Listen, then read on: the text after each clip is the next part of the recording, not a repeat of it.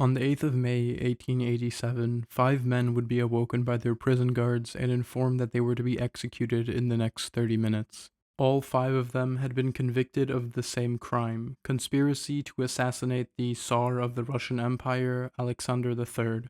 Among the 5 men condemned to death was a young man who had just turned 21, Alexander Ulyanov.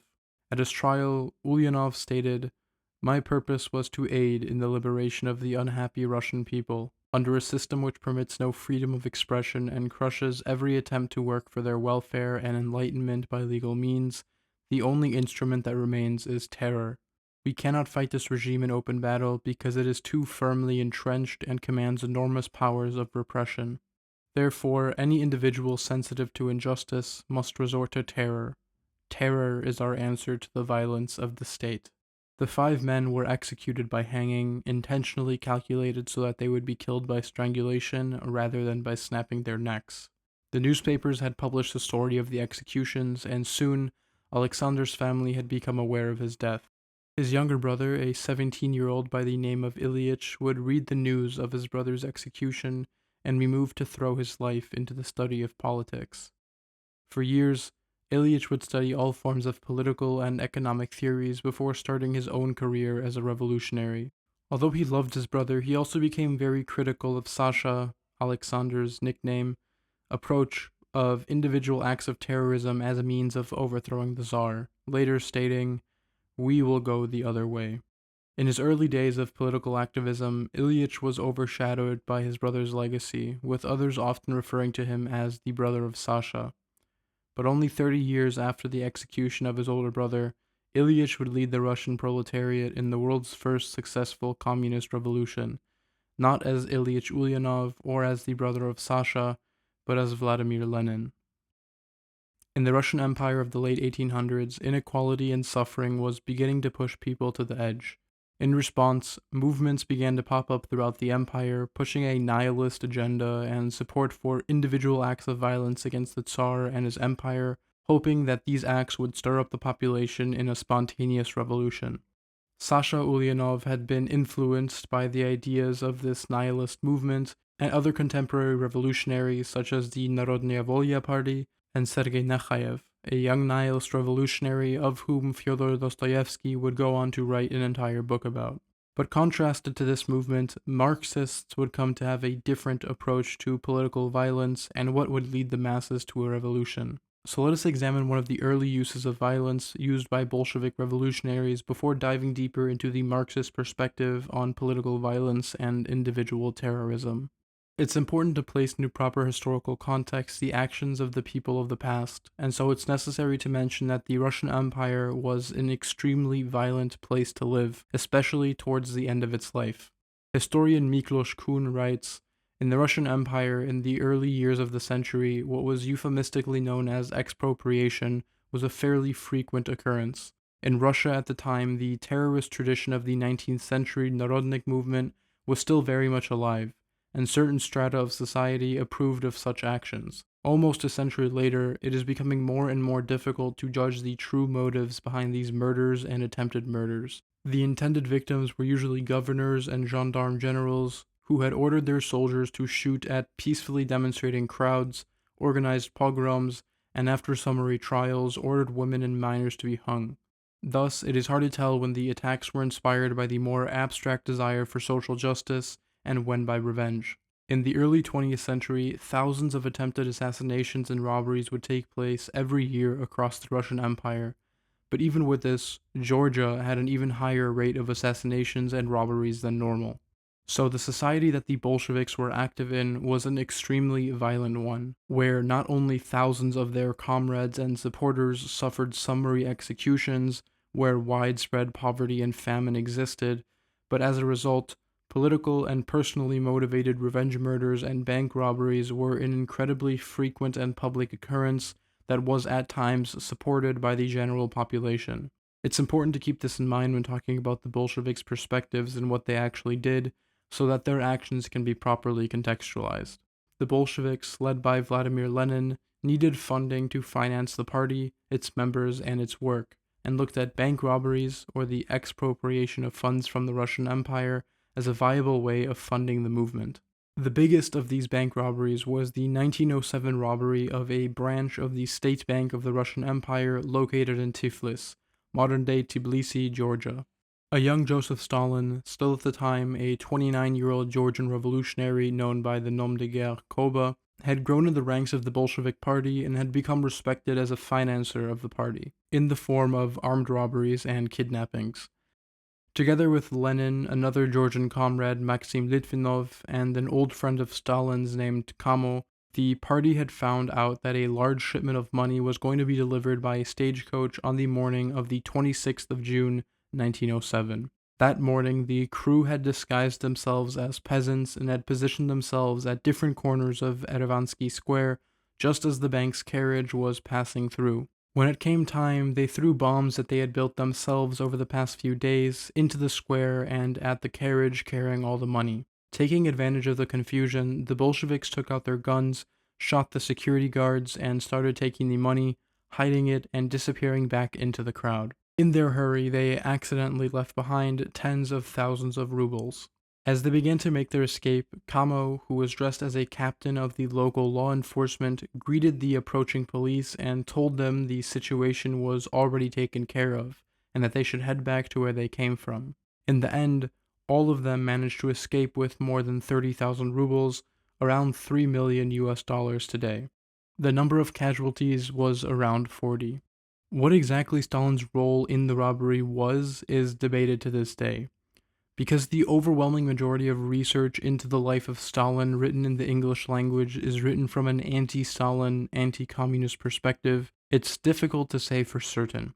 There are those American anti-communists who abhor violence in all of its forms, unless it comes from the side of the state, of course, which plays up the role of Stalin in the robbery. The British writer Sebag Montefiore writes in his book Young Stalin that rumors indicate that Stalin was personally the one who threw the first bomb, while Roman Brackman, on the other hand, writes in his book The Secret File of Joseph Stalin that at the time Stalin was actually an undercover spy for the Tsar's secret police, and he was actually working with them to prevent the robbery. So as you can probably see, with historians like these, it can be hard to arrive at the truth sometimes. What most historians usually do agree on, however, is that Stalin was involved in the planning of the robbery, as he was with most of the expropriations at the time, and that he was probably physically in the square as the robbery took place, though whether he personally threw a bomb or shot someone is still debated. As we can see, the Bolsheviks did not shy away from using violence when they felt it was needed, but if Lenin was supposedly going to go another way than that of his brother Sasha, then how could it be that he is resorting to violence to do his revolution as well? What is the difference between Sasha's attempt at executing the Tsar and the Bolsheviks' robbery of a state bank?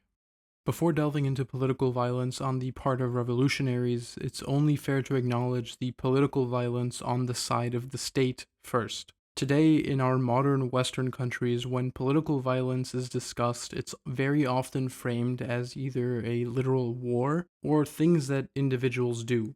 An individual breaks something at a protest, an individual commits a hate crime, and so on. And sure, these are different forms of violence. But there are many other forms of violence that are often ignored and not even considered violent. I'm talking, of course, about the violence of the capitalist state against non-capitalist citizens.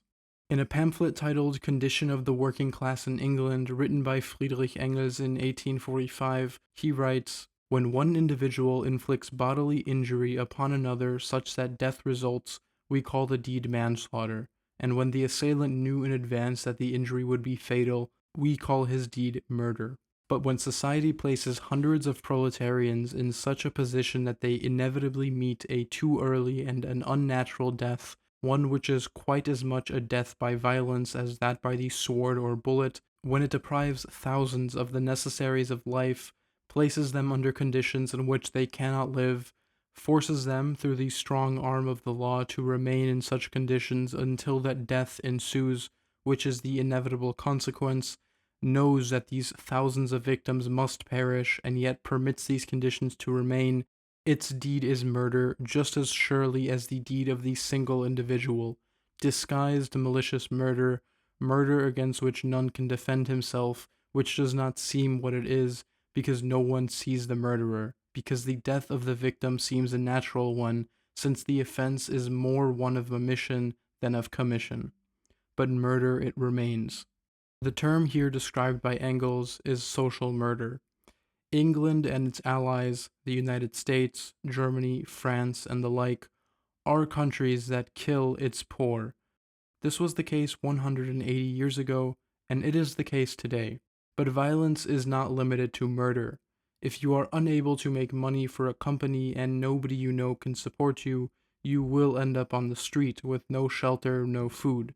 If you are born in a certain skin color or in a certain neighborhood, the artificial circumstances that you live in might lead the police to kill you or lock you up. When your healthcare, pension, and transportation system is privatized and it becomes accessible only to those who can afford it, when the retirement age is raised and you have to spend an extra 5 years working a job you're too old to do, when you realize you have no free time to rest, to nurture any hobbies you're interested in because you work all the time, if you started working at 14, 15 years of age because you needed to support your family instead of spending this time being a kid, when you're a victim of a racist, sexist, or homophobic hate crime from someone who's just following along with all the messages they hear on TV, when kids have to get into thousands of dollars in debt just for the possibility of a job that they will have to work off for years, when food prices rise and you can afford less and less, when you're forced into an unequal relationship with someone who owns your house,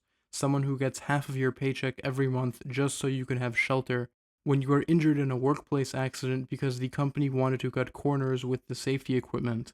All of these things severely impact the quality of life a person does and could have lived, and they are violent.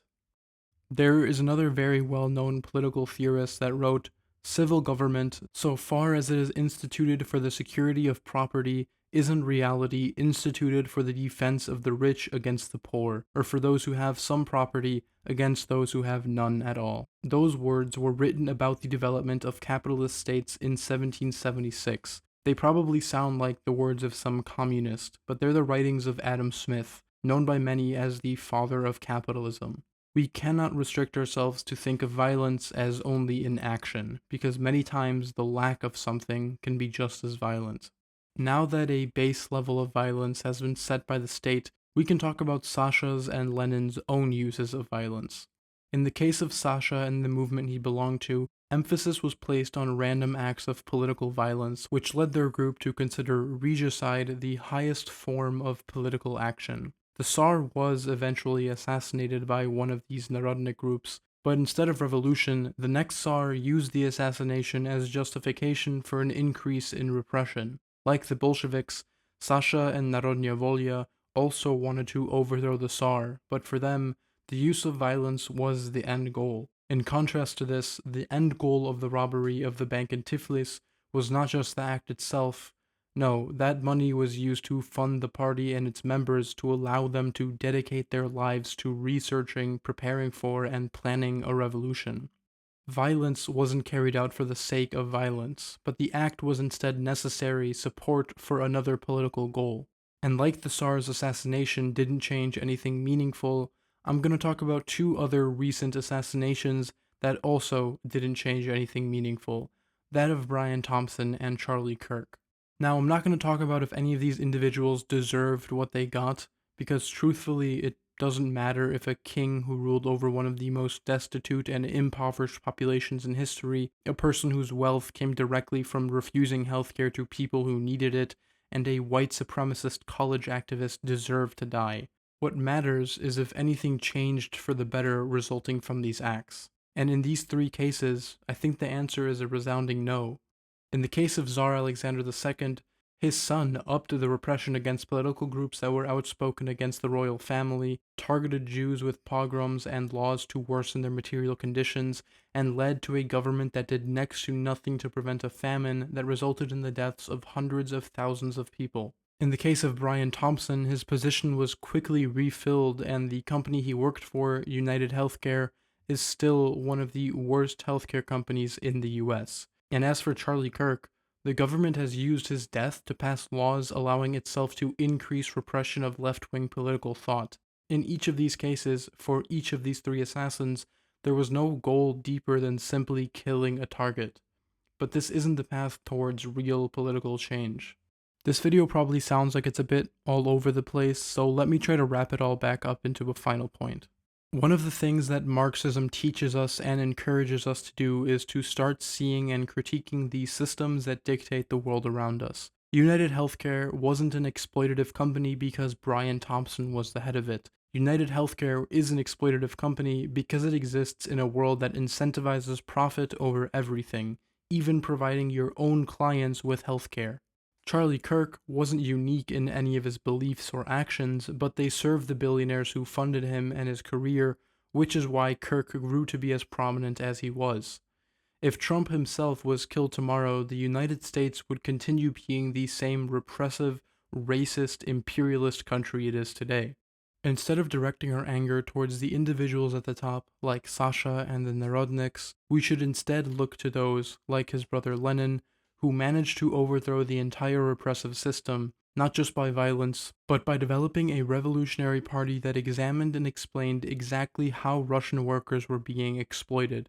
This recent rise in political assassinations is a manifestation of capitalism's individualistic mindset in individuals trying to find a solution. And this is a problem not only because we start to blame individuals at the top rather than the system, but because it also blinds us to the ways that we and our class are subjected to systemic violence every day. So if you want to do more damage to the system than the killing of Brian Thompson and Charlie Kirk has done, organize yourself with like-minded members in your community, study the real political violence suffered by members of the working class every day, and begin to act collectively against the system that maintains all of it afloat. Hey everyone, thanks for watching. This video could have come out much earlier, but in the middle of writing the script, I got incredibly sick and couldn't get out of bed for a week, and by the time I came back to the script, I'd completely lost the flow, which is why this video is so short and about like 3 different topics. In all honesty, I'm still pretty sick while I'm recording this. My mouth is in so much pain. So I promise that the next video of mine will be longer, but it'll also be more in-depth and about something much more specific and personal to me. The last few weeks have been chaotic, not just because of the sickness, and I haven't been able to commit as much time as I'd want to this channel, but I'm hoping for my schedule to be back to normal by the time this video is uploaded. If you all like what I do, you can support me at Patreon or at Buy Me a Coffee. Any donation at all is really a massive help. And before going, I'd like to thank my supporters over on Patreon: Cal, Dirk K, Finn Hammock, CMP6408, Dooley, Almudena Carrasco Pasos, Gabio Nontesi, and Dangerman1973.